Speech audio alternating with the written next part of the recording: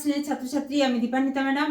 আজকে তোমাদের বহু প্রতীক্ষিত সেই ভিডিও আসতে চলেছে, যেখানে তোমাদের এইচএস কাউন্সিলের যে মডেল কোশ্চেন পেপার, মডেল কোশ্চেনের যে সেট, সেই 3টা সেট থেকে আমি 2 নম্বরের প্রশ্নগুলো সমস্ত আলোচনা করব। তবে দেখো, 2 নম্বরের সমস্ত প্রশ্ন অর্থাৎ প্রাকৃতিক ভূগোল থেকে, মানবীয় ভূগোল থেকে এবং ভারতের পোর্শন থেকে, তাহলে কিন্তু তোমাদের ভিডিওটা অনেকটা লেংদি হয়ে যাবে, দেখতে তোমরা অধৈর্য হয়ে পড়বে। তাই আজকে 3টা সেট থেকে প্রাকৃতিক ভূগোলে যে 2 নম্বরের প্রশ্নগুলো আছে সেগুলো প্রত্যেকটা আলোচনা করব। এভাবেই কিন্তু প্রত্যেকটা পোর্শন আলোচনা হবে। তাই অবশ্যই চোখ রাখো আমার চ্যানেলে। এখনো যদি কোনো সমস্যা থেকে থাকে অবশ্যই স্ক্রিনে দেওয়া নাম্বারে আমাকে হোয়াটসঅ্যাপ করবে। চ্যানেলে নতুন হলে অবশ্যই চ্যানেলটা সাবস্ক্রাইব করে রাখবে, কারণ তোমাদের এবিটি টেস্ট পেপারের সমস্ত পেজের সলভ কিন্তু আমার এইখানে ইউটিউবে তোমরা ভিডিওসে গেলে সমস্ত একদম পরপর সাজানো আছে, পেয়ে যাবে। তো চলো আর কথা না বাড়িয়ে শুরু করা যাক। প্রথম যে প্রশ্নের সেট অর্থাৎ 1 নম্বর সেটে 2 নম্বরের প্রশ্নগুলো দেখো। মডেল কোশ্চেন পেপার 1, প্রথম কোশ্চেন, স্পিড কিভাবে গঠিত হয়। 2-এর দাগে কোপেনের জলবায়ু শ্রেণীবিভাগ অনুযায়ী ডব্লিউ আর বিএস জলবায়ুর বৈশিষ্ট্য। গায়র বা জায়র বলতে কি বোঝে, প্রজাতিগত বৈচিত্র্য কাকে বলে। পরপর আলোচনা করছি। প্রথমে স্পিড কিভাবে গঠিত হয়। দেখো, এগুলো হচ্ছে পুরো দেশীয় বাঁধ আর এটা হচ্ছে স্পিড। অর্থাৎ স্পিড হচ্ছে যেটা মূল স্থলভাগ তার সঙ্গে যুক্ত থাকবে। এটা সমুদ্র তরঙ্গের সঞ্চয় কাজের ফলে, অর্থাৎ নুড়ি বালি সঞ্চিত হয়ে সঞ্চয় কাজের ফলে সৃষ্ট ভূমিরূপ। কিভাবে গঠিত হয়, তোমরা যদি পারো ছবি আঁকবে, না হলে শুধু এটুকু লিখলেই হবে। অনেক সময় সামুদ্রিক নুড়ি বালি ইত্যাদি সঞ্চিত হয়ে উপকূল থেকে, এই যে উপকূলের সঙ্গে যুক্ত থাকবে, সেই জন্য উপকূল থেকে একটি রেখার আকারে সমুদ্রের দিকে প্রসারিত হয়। এইরূপ ভূমিরূপকে স্পিড বলা হয়। তাহলে এখানে যে ছবিতে দেখাচ্ছিলাম, একদম উপকূল থেকে সমুদ্রের দিকে প্রসারিত হয়েছে, তাহলে এভাবেই গঠিত হয়। চলে যাব পরের প্রশ্নে। বিডব্লিউ জলবায়ু, আগেই বলেছি বি জলবায়ু কিন্তু শুষ্ক জলবায়ু। বিডব্লিউ হচ্ছে সারা বছরই ঋতু শুষ্ক থাকে, যেটুকু বৃষ্টি হয় তা কেবল গ্রীষ্মের মাসগুলোতেই হয়। আর বিএস কি, বিএসও মোটামুটি শুষ্ক জলবায়ু, তবে এটা হচ্ছে স্টেপ জলবায়ু, আর্দ্র ও মরু জলবায়ুর মধ্যবর্তী অবস্থার।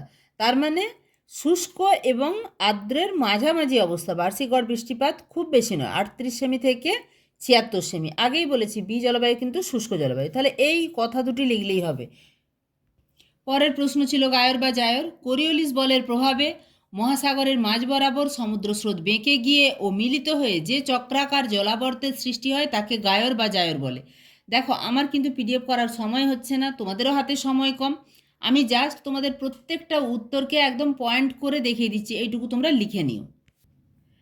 লাস্ট প্রশ্ন ছিল প্রজাতিগত বৈচিত্র্য। ইংরেজি স্পেসিস কথার অর্থ সমবৈশিষ্ট্য বা সমক্রোমোজোমযুক্ত একক জিন গঠিত উদ্ভিদ বা প্রাণীগোষ্ঠী। নির্দিষ্ট গুণসম্পন্ন জীবকুলকে বলে প্রজাতি। এবার প্রজাতিগত বৈচিত্র্য কি না, কোনো একটি নির্দিষ্ট বাস্তুতান্ত্রিক অঞ্চলে সকল প্রকার উদ্ভিদ এবং প্রাণী প্রজাতির সমাবেশ। তাহলে একটা নির্দিষ্ট অঞ্চল, সেখানে সমস্ত উদ্ভিদ এবং প্রাণী প্রজাতির সমাবেশকেই বলে প্রজাতিগত বৈচিত্র্য। আমি তোমাদেরকে প্রথমেই বলেছিলাম যে আমি সমস্ত প্রাকৃতিক ভূগোলে 2 নম্বরের প্রশ্নগুলো বলে দেবো। অশ্বক্ষুরাকৃতি হ্রদ, এটা 2 নম্বর সেট। অশ্বক্ষুরাকৃতি হ্রদ কি, দেখো এটা বলে আর শুধু শুধু সময় নষ্ট করছি না, কারণ এটা মাধ্যমিকে তোমরা পড়েছো। অশ্বক্ষুরাকৃতি হ্রদ হচ্ছে নদী বাঁক, যখন নদী বাঁক বাড়তে থাকে, নদী বাঁক বা মিয়েন্ডার, এই নদী বাঁক আরও বেড়ে গিয়ে যখন বাঁকের একটা অংশ ছিটকে বেরিয়ে যায়, অর্থাৎ পরে নদীর জল সোজা পথে গেল আর এই অংশটাতে যে মানে আলাদা বিচ্ছিন্ন হয়ে এই অংশটা থেকে গেল ঘোড়ার খুরের মতো, এটাকেই বলছে অশ্বক্ষুরাকৃতি হ্রদ। টেনে পড়ে এসেছো, এটা টেনের বইতেও পাবে, আবার তোমরা এখানে নদীর কাজের ফলে সৃষ্ট ভূমিরূপ সেখানেও তোমরা পাবে। ক্ষয়ের শেষ সীমা, আগেই আলোচনা করেছি। ক্ষয়ের শেষ সীমা, নদী কাজ করতে করতে যখন সমুদ্র সমতলে এসে পৌঁছায়, এই কথাটাই লিখবে, সমুদ্র সমতলে এসে পৌঁছায় তখন তার আর কোনো কাজ করার ক্ষমতা থাকে না। তাই এই যে ক্ষয়ের শেষ সীমা হচ্ছে সমুদ্র সমতল। যদি এইটুকু লিখে দাও যে সমুদ্র সমতলকেই ক্ষয়ের শেষ সীমা বলে, তাহলেই পূর্ণ নাম্বার পাবে। প্রতীপ ঘূর্ণবাতের সংজ্ঞা দাও। প্রতীপ ঘূর্ণবাত হচ্ছে কোনো একটা জায়গাতে যদি উচ্চ চাপের সৃষ্টি হয়, মানে কোনো একটা জায়গা হঠাৎ করে শীতল হয়ে গেলে তার চারপাশের বাতাস তুলনামূলক গরম, তার মানে চারদিকে নিম্নচাপ, মাঝে কোথাও যদি উচ্চচাপ সৃষ্টি হয় তখন বাতাস বহির্গামী হয়। এই বহির্গামী বাতাসকে বলে প্রতীপ ঘূর্ণবাত। এটাও তোমরা ক্লাস 10-এ পড়েছো। এরপরে তোমাদেরকে দেখাবো গামা বৈচিত্র্য বলতে কি বোঝায়। আলফা বৈচিত্র্য, বিটা বৈচিত্র্য, গামা বৈচিত্র্য তিনটেই তোমাদেরকে করতে হবে। গামা বৈচিত্র্যের সংজ্ঞা এখানে চেয়েছে, তোমাদেরকে শুধু সংজ্ঞাটুকু দেখিয়ে দিই। একটি বিশাল ভৌগোলিক অঞ্চলের মধ্যে ভিন্ন ভিন্ন বাস্তুতন্ত্রের বিভিন্ন সম্প্রদায়ের জীব প্রজাতির সামগ্রিক বৈচিত্র্যকে গামা বৈচিত্র্য বলে। তাহলে গামা বৈচিত্র্য কিন্তু একটা বিশাল ভৌগোলিক অঞ্চল, বিটা তার চেয়ে কিন্তু আরেকটু ছোট অঞ্চল, এবং আলফা বৈচিত্র্য আরেকটু ছোট অঞ্চল। আমাদের গামা বৈচিত্র্য চেয়েছে, এই 2-2.5 লাইন লিখলেই হবে। তাও তোমাদেরকে একটু আলফা বৈচিত্র্যের সংজ্ঞাটা প্রসঙ্গক্রমে দেখিয়ে দিই, তোমরা স্ক্রিনশট নিয়ে নিতে পারো। বিটা বৈচিত্র্যের সংজ্ঞাটা একটু দেখে নাও। এটি ভৌগোলিক অঞ্চলের মধ্যে বিভিন্ন সংলগ্ন অঞ্চলের পৃথক পৃথক দুটি বাসস্থানের জীবগোষ্ঠীর মধ্যে যে বৈচিত্র্য তাকে বিটা বৈচিত্র্য বলে। আর গামা হচ্ছে বিশাল ভৌগোলিক অঞ্চলের বাস্তুতান্ত্রিক বৈচিত্র্য। এরপরে চলে যাব মডেল 3। দেখো তোমাদের যেভাবে তোমরা চেয়েছিলে, আমি প্রাকৃতিক ভূগোলে 2 নাম্বার দেবো, তো যেটা মানবীয় ভূগোল তার 2 নাম্বার দেবো, ভারতের ভূগোলে 2 নাম্বার দেবো, তারপরে 3 নাম্বার দেবো। বেশি সময় লাগবে না, অধৈর্য হওয়ার কিছু নেই। যেদিন যে ক্লাসটা যাচ্ছে অবশ্যই লিখে নিও। 2 নম্বরের প্রশ্নের উত্তরগুলো তো একদম 2-2.5 লাইনে আছে, অবশ্যই লিখে নেবে। নিরপেক্ষ পাতসীমানা কি? নিরপেক্ষ পাতসীমানা এটা একদম প্রাইমারি জিনিস। একটা পাত এদিকে যাচ্ছে, একটা পাত পাশাপাশি যাচ্ছে, দুটোর মধ্যে না হবে সংঘর্ষ, না পরস্পর থেকে দূরে সরে যাবে, জাস্ট পাশাপাশি পাশ কাটিয়ে চলে যাবে, তাকে বলে নিরপেক্ষ পাতসীমানা। তাও একটু দেখিয়ে দিচ্ছি। যে পাতসীমানা বা চ্যুতিরেখা বরাবর দুটি পাত একে অপরকে ধাক্কা না মেরে পাশাপাশি ক্রমশ সরে যায় তাকে বলে নিরপেক্ষ বা ট্রান্সফর্ম পাতসীমানা। এই যে এখানে পাশাপাশি এটা একটা যাচ্ছে, এটা একটা যাচ্ছে, এটা হচ্ছে নিরপেক্ষ পাতসীমানা। চলে যাব পরের প্রশ্নে। পরের প্রশ্ন আছে, নদীর ক্ষয়চক্রকে কেন স্বাভাবিক ক্ষয়চক্র বলে? দেখো, স্বাভাবিক ক্ষয়চক্র এমন একটা ক্ষয়চক্র, ডেভিসের সংজ্ঞা অনুযায়ী সেটা হচ্ছে যৌবন, পরিণত এবং বার্ধক্য অবস্থার মধ্য দিয়ে যাবে। এবং এখানে যে নদীর ক্ষয়চক্র, নদীর ক্ষয়চক্রেও সেটাই দেখা যায়। নদীর ক্ষয়চক্রে উচ্চ গতিতে ক্ষয়কাজ বেশি হয়, যেটাকে যৌবন পর্যায় বলছে। মধ্য গতিতে বহন কিছু কিছু সঞ্চয় হয়, যেটাকে বলছে সমভূমি প্রবাহ, সেই অবস্থাটাকে বলছে পরিণত অবস্থা।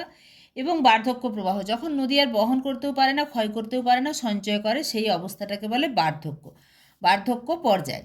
তাই নদীর ক্ষয়চক্রে যেহেতু যৌবন, পরিণত, বার্ধক্য এই অবস্থাগুলো দেখা যায়, তাই নদীর ক্ষয়চক্রকে স্বাভাবিক ক্ষয়চক্র বলে। এরপরে আমরা দেখব নিরক্ষীয় প্রতিস্রোত কাকে বলে। সংজ্ঞা হিসাবে তোমাদেরকে দেখিয়ে দেব। তাও নিরক্ষীয় অঞ্চলে আমরা এই যে একদম নিরক্ষরেখার পার্শ্ববর্তী অঞ্চলটা, আমরা জানি আয়নবায়ু অধ্যুষিত যে অঞ্চলটা, সেখানে পূর্ব থেকে বাতাস, অর্থাৎ এখানে উত্তর পূর্ব আয়নবায়ু, এখানে দক্ষিণ পূর্ব আয়নবায়ু দ্বারা প্রবাহিত হয়। অর্থাৎ সমুদ্র স্রোতগুলো এই যে নিরক্ষীয় অঞ্চল এবং কর্কটক্রান্তি মকরক্রান্তির মধ্যবর্তী অঞ্চলে, এইখানে স্রোতগুলো সবসময় পূর্ব থেকে পশ্চিমে। আর একদম নিরক্ষরেখা বরাবর ঠিক উল্টো দিকে, পশ্চিম দিক থেকে পূর্ব দিকে একটা স্রোত প্রবাহিত হয়, তাকে বলে, অর্থাৎ উল্টো দিকে প্রবাহিত হয়, তাকে বলে নিরক্ষীয় প্রতিস্রোত। তোমাদেরকে সংজ্ঞাটা দেখিয়ে দিচ্ছি। আচ্ছা, আগের প্রশ্নের উত্তরটা তোমার যদি মনে হয় যে একটু লেখার আকারে থাকলে ভালো হতো, তাই জন্য আবার দেখিয়ে দিচ্ছি নদীর ক্ষয়চক্রকে স্বাভাবিক ক্ষয়চক্র বলে কেন। স্থলভাগের বেশিরভাগ অংশের ভূমিরূপ জলধারা তথা নদীর মাধ্যমে গঠিত এবং পরিবর্তিত হয়, তাই জলধারা তথা নদীর দ্বারা সম্পন্ন ক্ষয়চক্রকে স্বাভাবিক ক্ষয়চক্র বা নদীর ক্ষয়চক্র বলা হয়। তোমরা টেনে পড়েছো নিরক্ষীয় প্রতিস্রোত, যেটা তোমাদেরকে দেখাতেই চেয়েছিলাম। দেখো, এইখানে পূর্ব থেকে পশ্চিম দিকে, অর্থাৎ উত্তর নিরক্ষীয় স্রোত, পূর্ব থেকে পশ্চিম দিকে দক্ষিণ নিরক্ষীয় স্রোত, তার ঠিক উল্টো দিকে একদম নিরক্ষরেখা বরাবর একটা উল্টো দিকে স্রোত প্রবাহিত হয়, তাকে বলে নিরক্ষীয় প্রতিস্রোত। এই নিরক্ষীয় প্রতিস্রোত তোমরা প্রশান্ত মহাসাগরের যে স্রোত সেখানের ছবিতেও পাবে, আবার আটলান্টিক মহাসাগরীয় যে সমুদ্র স্রোত সেখানেও পাবে। উত্তর নিরক্ষীয় স্রোত এবং দক্ষিণ নিরক্ষীয় স্রোতের ঠিক মাঝখানটা দিয়ে যায় নিরক্ষীয় প্রতিস্রোত, যেখানেও রয়েছে। পরের প্রশ্ন, অর্থাৎ লাস্ট প্রশ্ন, ব্যারোক্লিনিক অবস্থা কি? দেখো, ব্যারোক্লিনিক অবস্থা কাকে বলে তোমাদেরকে একটু দেখিয়ে দিই। ব্যারোক্লিনিক অবস্থা বলতে বায়ুমণ্ডলের এমন অবস্থাকে বোঝানো হয় যেখানে চাপের রেখা অর্থাৎ আইসোবার আর তাপমাত্রার রেখা আইসোথার্ম একে অপরের সমান্তরাল নয়, বরং একটি আরেকটিকে ছেদ করে। সহজ করে বললে, তাপমাত্রা ও চাপের বণ্টন একই দিকে নয়, ফলে বাতাসের মধ্যে উল্লম্ব শিরায় অর্থাৎ হাইট অনুযায়ী বাতাসের দিক এবং বেগ বদলানো হয়। এটাই ঝড়, নিম্নচাপ, ঘূর্ণিঝড় তৈরির গুরুত্বপূর্ণ কারণগুলির একটি। তোমাদের 2 নম্বরের জন্য এতটা লেখার দরকার নেই, লিখবে যেটা একদম প্রথমের অংশে আছে, অর্থাৎ চাপের রেখা এবং তাপমাত্রা রেখা একে অপরের সমান্তরাল নয়, বরং একটি আরেকটিকে ছেদ করে। ঠিক আছে। দেখো এটা তোমাদের 1 নম্বর সেট, মডেল সেট। আমি বইটা যেহেতু পাইনি তোমাদের জন্য একদম অনলাইন থেকে আমি প্রিন্ট করে নিয়েছি। 2 নম্বর সেট, 3 নম্বর সেট, তিনটারই কিন্তু প্রাকৃতিক ভূগোলের 2 নম্বরের প্রশ্নের উত্তরগুলো হয়ে গেল। এরপরেও যদি তোমাদের কারোর কিছু বলার থাকে অবশ্যই কমেন্ট সেকশনে কমেন্ট করে জানাবে। আমি এরপরে মানবীয় ভূগোল থেকে 2 নম্বরের প্রশ্নের ভিডিও দেব, কালকেই সকালে দেব। তারপরে ভারতের ভূগোলের 2 নম্বরের প্রশ্ন দেব, তারপরে 3 নম্বরের প্রশ্নগুলো দিয়ে দেবো। এখানে গুরুত্বপূর্ণ প্রশ্ন আছে। তবে আবারও বলবো যে এবিটিএ টেস্ট পেপারে কিন্তু আরও অনেক বেশি প্রশ্নের উত্তর আলোচনা করা হয়েছে। সেখানে 15টা সেটের মানে 15, আবার এবিসি পার্ট অর্থাৎ 3 মানে 3-15 মোট 45টা ক্লাসে কিন্তু সমস্ত কোশ্চেন আলোচনা করা হয়েছে। অবশ্যই চ্যানেল ভিজিট করে আসবে। চ্যানেলের নতুন হলে অবশ্যই আবারও বলবো চ্যানেলটা সাবস্ক্রাইব করে রাখবে, যাতে পরবর্তী সমস্ত আপডেট সঙ্গে সঙ্গে পেতে পারো। ভিডিওটা অবশ্যই তোমাদের জন্য খুবই গুরুত্বপূর্ণ এবং তথ্যবহুল, তাই বন্ধুদের মাঝে যেমন শেয়ার করবে, সঙ্গে সঙ্গে একটা লাইকও করে দিও। দেখা হচ্ছে খুব তাড়াতাড়ি পরবর্তী আপডেট নিয়ে।